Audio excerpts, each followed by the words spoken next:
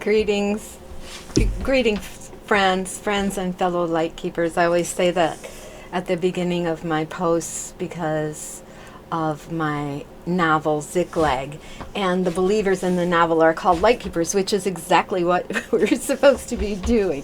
And they believe in Revealer, and oh boy, that is just the perfect name for God, right? He is the Revealer. He comes to us when we don't know what to do.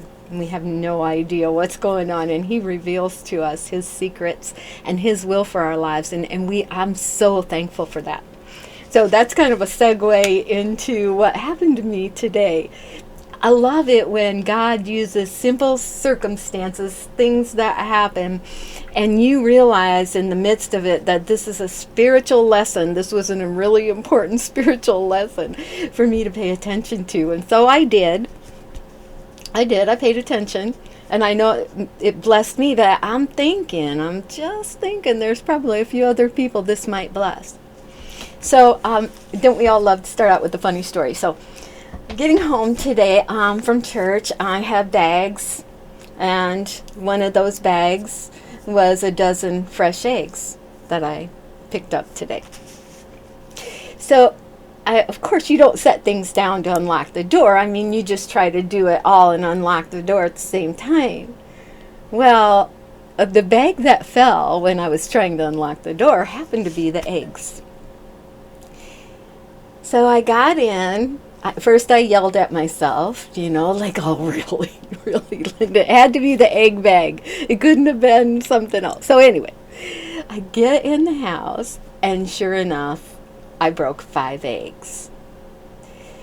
So, I'm like, what am I going to do with these 5 eggs? So, it was really a simple process, right? So, you have 5 broken eggs, you throw them in a bowl, you add some water, you put some coconut oil in the pan, and you scramble up those babies. You scramble them, and you enhance them. So, like I grabbed lemon pepper, salt, pepper. I did different things. I enhanced those broken eggs. I mean, and I have 5 of them, so I can freeze them in small portions, and they're still good, right? Those are still good eggs. And they're still eggs. So what I felt like God said was, you can be broken and still be an egg. That egg didn't change its name because it's now a scrambled egg. In fact, after it was broken and put in the pan and spices added to it, it was enhanced. It was better than it was before. I wouldn't have eaten just a raw egg out of the shell.